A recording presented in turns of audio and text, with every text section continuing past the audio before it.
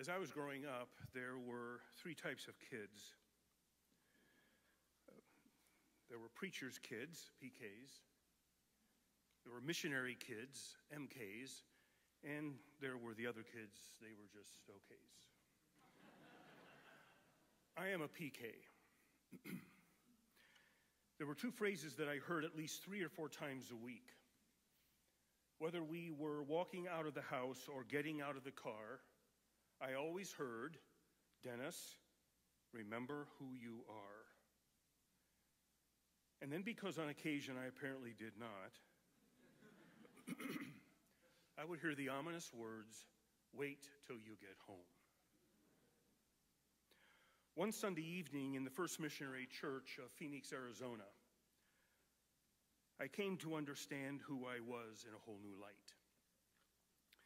I was in junior high. My mother decided to keep my 2 younger brothers and sisters home for the evening service. That, of course, meant I was going to church with Dad alone. That meant I would not be sitting with a parent. So I sat with several of my friends near the back of the sanctuary, left side, corner pew. When my father started preaching, we started playing hangman. When we played hangman in those days, it was for keeps. About halfway through my dad's sermon, something happened that had never happened before, and it never happened again.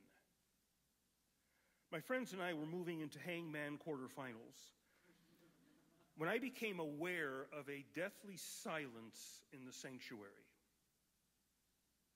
Without looking up, I figured either Dad had lost his place, or he forgot what he was going to say, or he was using one of those long pauses for effect. I was wrong on all counts. When I looked up to see what was going on, I looked up right into the eyes of my father. He was leaning out, way out, over the pulpit in my direction. His gaze was locked on me like a laser. His face was set with an expression that showed both anger at such disruptive behavior during the service, but also disappointment that the cause of the chaos was his own son. My dad didn't say anything. He just glared at me for what seemed like hours. My relatively short life began to pass before my eyes. In these moments, I became quite aware of the fact that most everybody in the sanctuary had now turned around and was now looking at me. But their gaze brought only embarrassment. My father's gaze brought the realization that not only had I not remembered who I was, but I had completely disregarded who he was. And I was not the least bit mindful of who God was. And I was demonstrating no regard for the people of God who had come that night to hear a word from the living God. The excruciating pain of the silence that reverberated in that sanctuary was far greater than the pain I experienced when I got home. When I am out in Phoenix from time to time, I like to go by the old First Missionary Church. The neighborhood has deteriorated. The parking lot is now protected by a chain link fence and barbed wire. The stained glass windows of that great old red brick building have been replaced by painted wood. No one worships there anymore. But as I stand on that street corner and look at that place where God accomplished so much in my life, where God accomplished so much in so many lives, that Sunday night always comes back to me in all its painful detail. I realize I learned a lot that Sunday evening. I learned that who I was as a preacher's kid, but more importantly, who I am as a child of God, must define how I live. For a few weeks now, we've been making our way through the wilderness. Egypt is behind us. Rephidim was our last stop. This morning, we find ourselves at the foot of Mount Sinai. Chapter 19 is a remarkable chapter in the book of Exodus. And the verses that we're going to be considering this morning reverberate far beyond the 5 books of Moses. As we have already seen, the book of Exodus divides into 2 parts. We have chapters 1 through 18 dealing with the exodus from Egypt and the people while they are in the land and the journey to Mount Sinai. That's where we've been. Chapters 19 through 40 describe the encounter with Yahweh at Mount Sinai and the nature of the covenant that Yahweh enters into with Israel. That's where we now are and are now going. Every commentator recognizes the importance of chapter 19. Eric Zenger has described Exodus 19 as an artistic narrative whose subject is the mystery of revelation.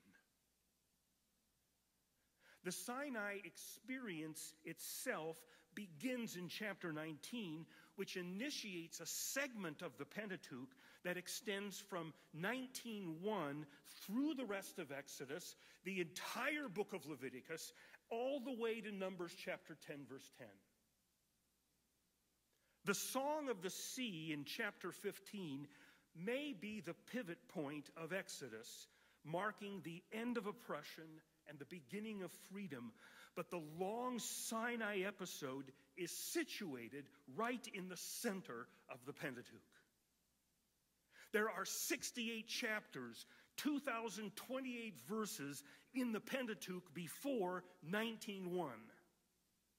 There are 60 chapters, 1,849 verses after the Israelites depart Sinai in Numbers 10:10. The encampment at the mountain of God that extends from Exodus 19:1 to Numbers 10:10 spans 58 chapters, 1,972 verses, encompassing about 1/3 of the literary structure of the Pentateuch, and yet accounts for a time period of less than 1 year.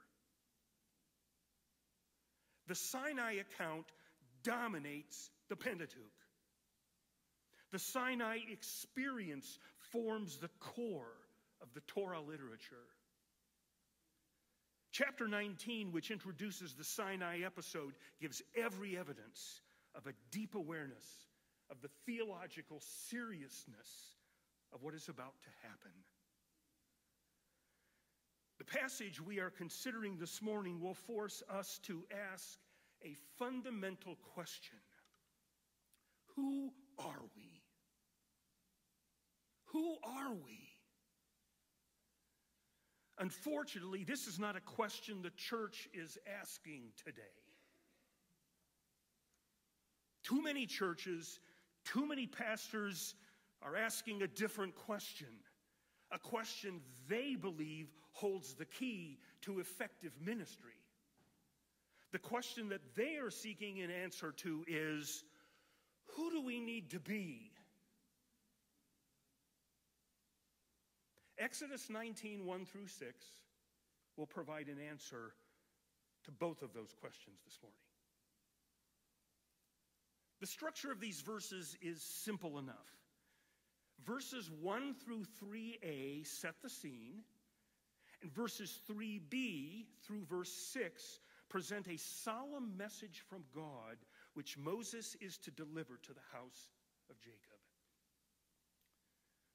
What message does God have for us this morning? These 6 verses will make it clear that who we are as the people of God is defined by our God who redeemed us and brought us to himself. Who we are as the people of God is defined by our God who redeemed us and brought us to himself. Now, verses 1 through 3a make it clear that the goal of the journey from Egypt has finally been reached. There's no sparing of words to describe the arrival of Israel at the mountain, also called Horeb. Twice it is stated that the Israelites arrived at the wilderness of Sinai. Twice the text says that they set up camp. What's fascinating here is that the narrator is spending so much time recounting something that has already happened in Exodus. Verses 1 and 2 describe the arrival of the Israelites at Sinai, even though they are already there.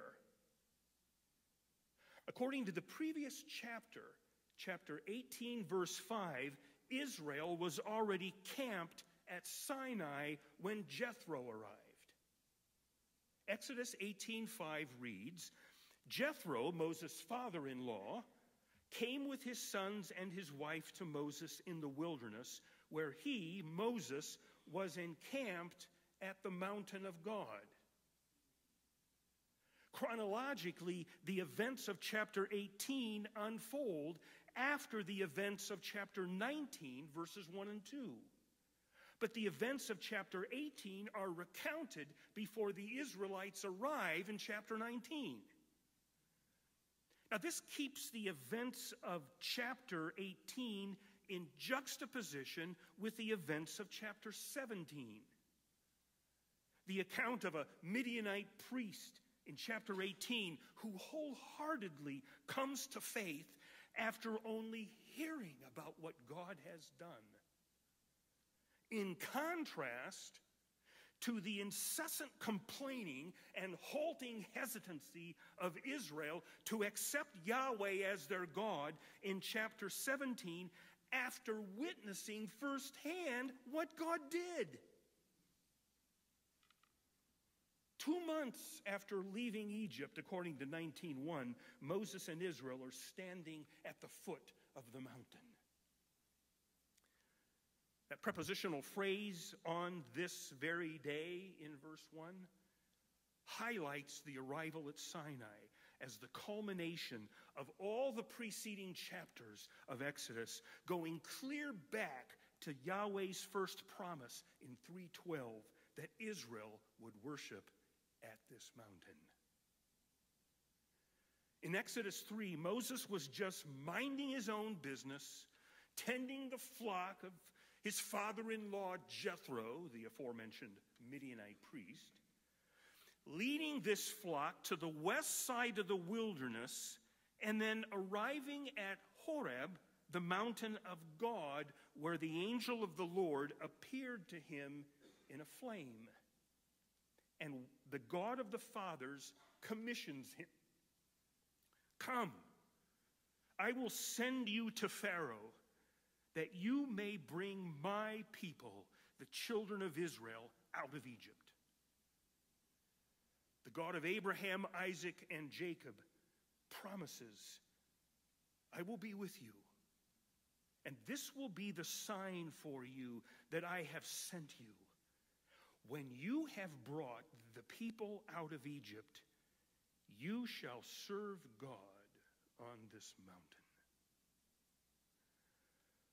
2 months after leaving Egypt, on this very day, this was at last the day.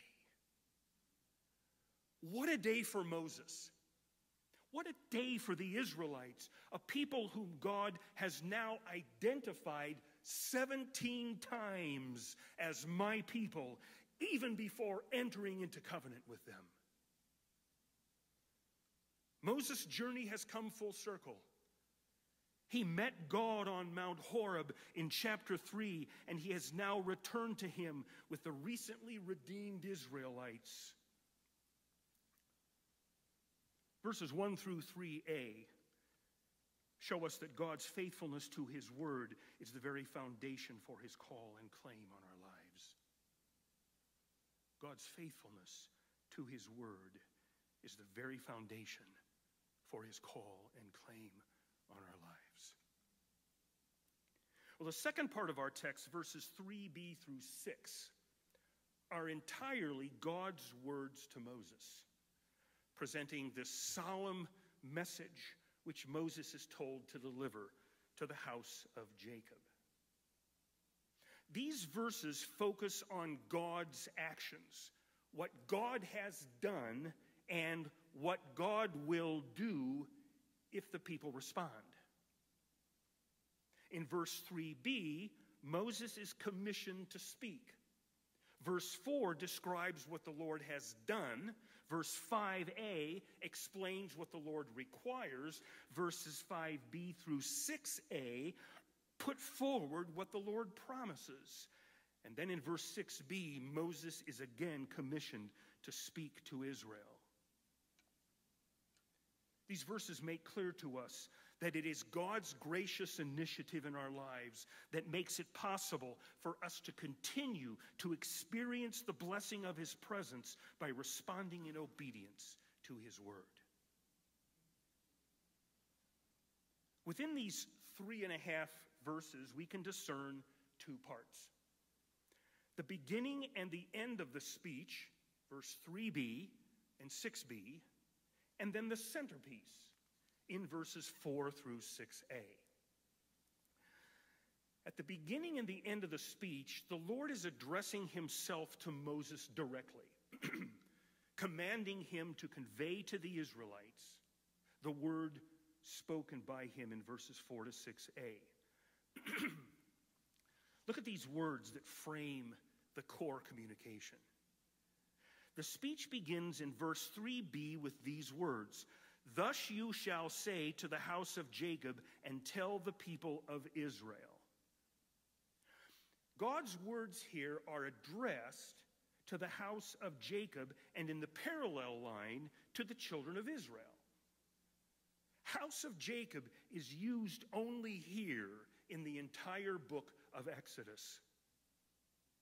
Using the name of Jacob has the effect of linking the people who are present there at Sinai with the descendants of Jacob who are mentioned at the very beginning of the Exodus story, back in chapter 1, verses 1 and 5, which is the only place in Exodus, in addition to this verse, where Jacob appears independently of the Abraham, Isaac, Jacob combination. So we are being taken back to the beginning. The speech ends in verse 6b with these words. "These are the words that you shall speak to the people of Israel." Now, when you look closely at the text, you can see that both 3b and 6b have exactly the same number of words, 7 each.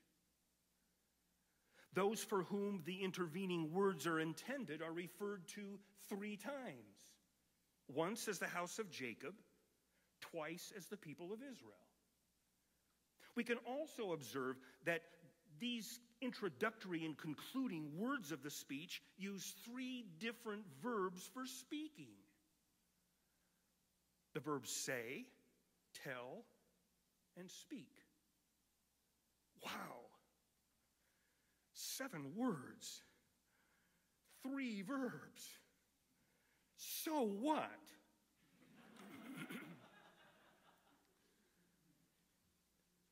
The so what is, it's the balance and symmetry of 3b and 6b that fix and focus our attention on the words intended for the Israelites in verses 4 through 6a, some of the most important words that have been spoken in 18 chapters, words that will be paradigmatic for the remainder of the Pentateuch and for all of time. There are 3 acts of God found there in verse 4, preceded by an emphatic, "You yourselves have seen." What did they see? What did the Israelites see, not simply hear about? What did they witness? What I did to the Egyptians? How I bore you on eagle's wings? And how I brought you to myself. With these three acts, everything which God has done with respect to the Israelites is summarized. From their deliverance out of the power of Egypt to the present moment. Given all that God has accomplished on Israel's behalf, a therefore is introduced in verse 5a. Now therefore, which shifts attention from what God has done to what the people must do. The priority of God's gracious action toward the people of God has been made clear, which provides the foundation for everything that then follows. It is only because of what God has done that the following words can even come into play. Two instructions from the Lord are put forward in verse 5a and 5b. If you will indeed obey or listen to my voice and keep my covenant. Then we have three declarations of the Lord follow in 5c through 6a. Three declarations that provide three descriptions of the Israelites as the people of God. You shall be my treasured possession among all peoples, for all the earth is mine. You shall be to me a kingdom of priests and a holy nation. Let's go back for a second to verse 4. Those three acts which the Israelites witnessed. What I did to the Egyptians in verse 4a clearly refers to the deliverance out of Egypt. How I bore you on eagle's wings in verse 4b expresses by this image of eagles the strong and caring acts of God. We do have similar language in Deuteronomy chapter 32, verse 11.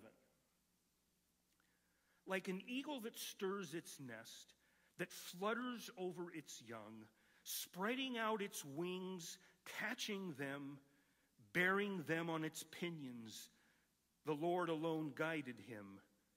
No foreign god was with him. But Exodus 19:4 is different in that the word for eagle here is plural. In Deuteronomy 32, the word for eagle is singular. I would understand the plural here in Exodus 19:4, how I bore you on wings of eagles, to refer to multiple acts of protection, multiple acts of provision by the Lord on behalf of the Israelites. So we have represented here the deliverance from Egypt, but also numerous acts of protection and provision by the Lord. That last act, and brought you to myself in verse 4c, is less clear, as is evidenced by a broad range of interpretations historically. God has, in a sense, been present with Israel on their journey, and yet it's paradoxically a journey which has God as the destination. I would understand verse 4c, and I brought you to myself, as a retrospective summary of the first 18 chapters. The past dealings of Yahweh with his people provide the basis for the declarations now being made in verses 5 and 6. The if of verse 5a forms a bridge between what the Lord has done in verse 4 and what he promises to do in verse 5c to 6a. Of course, what he promises in verses 5 through 6 is contingent on their response to what he has already done for them. The first two instructions is found in verse 5a. If you will obey or listen to my voice, the key word there is voice. listening to God's voice expressed here is certainly not limited to God speaking from the mountain, which is mentioned in verse 2, but spans the entire history of Israel. Exactly the same would apply to the second instruction in 5b, if you will keep my covenant. If the people will respond to the initial grace of God already exercised on their behalf, then they will experience a special relationship with him that draws them into the blessing that God desires to bestow on all humankind. 5c through 6a introduce three new elements: special possession from among all peoples, a kingdom of priests, and a holy nation. Each one of these warrants a message. That's not going to happen.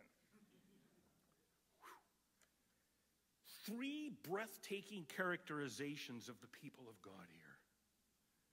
The meanings of these phrases are somewhat related but still distinct. That causal phrase, "for all the earth is mine," I believe is key to grasping what's being said here.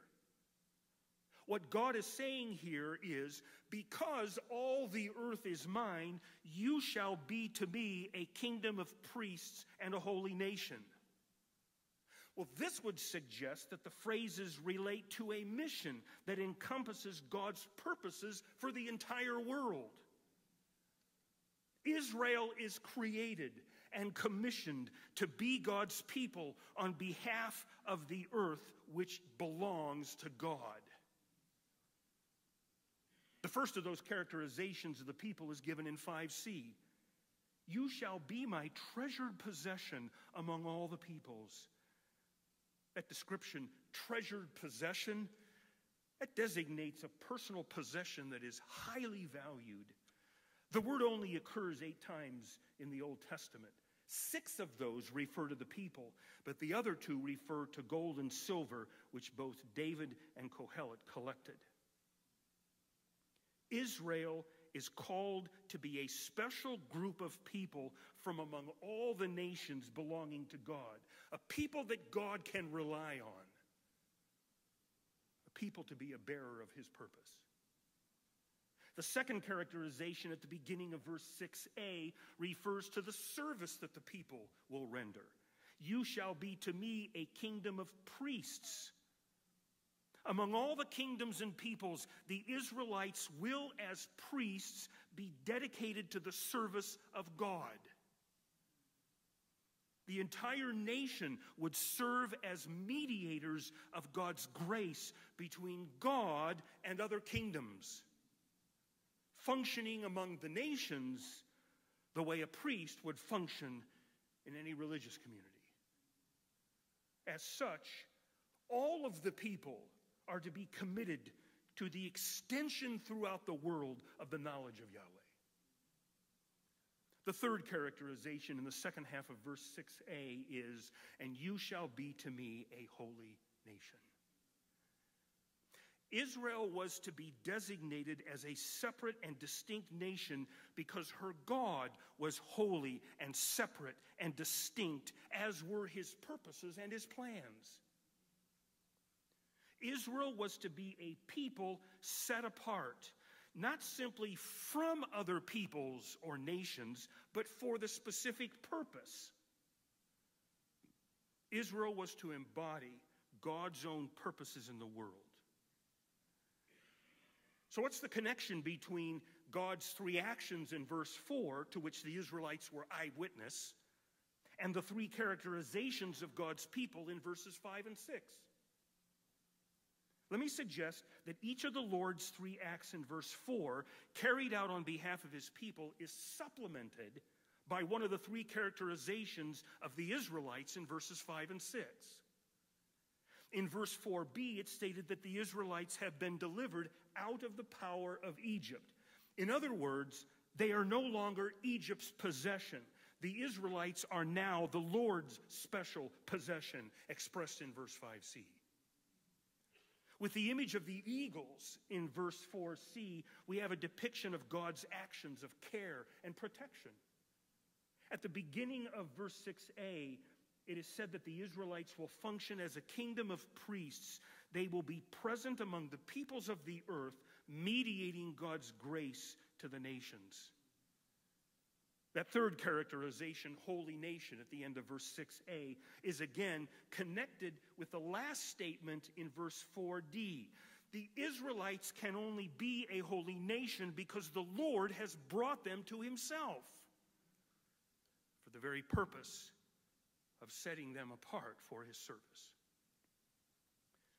I think the text yields another interesting feature growing out of the position of the Lord's instructions for the Israelites there in verse 5a. And this is highlighted by the therefore, that introductory so now, which immediately precedes the two instructions. Carrying out these two instructions will in turn mean the realization of the three characterizations of the Israelites mentioned by the Lord in verses 5 and 6. So the two instructions in verses 5a and b are not only textually, but they are also functionally at the center of the Lord's speech. If, therefore, on the basis of the Lord's three acts referred to in verse 4, the Israelites carry out the two instructions in verses 5a and b, then they will be able to function completely according to the three characterizations mentioned in verses 5c through 6a. The Israelites had been redeemed by the blood of the Lamb. And now the Lord had brought them to the place where they could hear his voice and learn his instruction, his Torah, for their lives. Exodus 19:1 through 6 has shown us that who we are as the people of God is defined by our God who redeemed us and brought us to himself. It is God's faithfulness to his word that is the very foundation for his call and claim on our lives. It's God's gracious initiative in our lives that makes it possible for us to continue to experience his blessing by responding in obedience to his word. So coming back to our question, who are we? Here at the beginning of the magnificent Sinai account in Exodus 19 through Numbers 10, we find proclaimed the God-given, inalienable, essential characteristics of the people of God. Within this narrative, these characteristics are made concrete by God's gracious instruction to which that introductory condition in verse 5 refers. If you listen to my voice and keep my covenant, Israel will recognize, they will realize its dignity as treasured possession, as Yahweh's priestly and holy people, when and insofar as it listens to the voice of God and does what that voice tells it to do. When the people of God hear and listen to God, we will become what from Sinai and through the God of Sinai we are. Who are we? This robust description of the people of God is found only one other place in Scripture.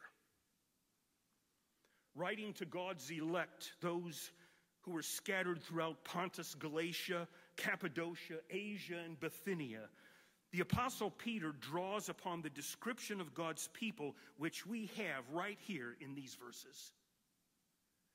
There is no passage in the New Testament that associates more explicitly the Old Testament terms for Israel with the New Testament church than 1 Peter 2:9. In the opening sentence of his letter, Peter hints that the church is the true Israel, the rightful heir of all the privileges pertaining to the people of God and all the promises made to it. So here in chapter 2, Peter transfers to the Christian community a string of descriptions which originally applied to Israel. It is the church, the believing community, which stands fast under persecution which is in the truest sense God's chosen people. This designation, which he pulls from Isaiah 43:20, heads the short list from Exodus 19:5 and 6. Contrasting the faithful people of God scattered throughout with those who would not believe. Peter writes in 1 Peter 2:9, "But you are a chosen race, a royal priesthood, a holy nation, a people for his own possession, so that you may proclaim the excellencies of him who called you out of darkness into his marvelous light." This is who we are. This is who we need to be. We need to know who we are. We need to remember who we are. We need to be who we were meant to be by the grace of God who brought us to himself.